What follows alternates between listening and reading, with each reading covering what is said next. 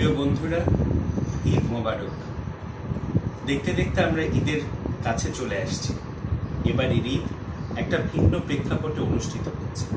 আমরা জানি সারা পৃথিবী করোনার সাথে যুদ্ধ করছে।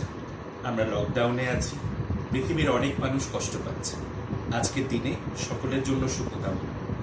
এই ঈদ আমাদেরকে সংযমের শিক্ষা দেয় কি করে আমরা একে অন্যের সাথে থাকবো, সৌহার্দ্য ভ্রাতৃত্বের বন্ধনকে দৃঢ় করব। আমি আশা করি এই ঈদ ধর্ম বর্ণ নির্বিশেষে সকলের জীবনে সুখ শান্তি সমৃদ্ধি বয়ে আনে। আমি আপনাদের সকলকে শুভকামনা জানাই এবং আগামী দিনের পথ চলায় ঐক্যবদ্ধ হয়ে সুখী সমৃদ্ধ বাংলাদেশ গড়ে তুলতে যার যার অবস্থান থেকে একসাথে কাজ করার প্রত্যয় ব্যক্ত করছি এবং আহ্বান জানাচ্ছি। আমি আপনাদের সকলের সর্বাঙ্গীন মঙ্গল কামনা করি।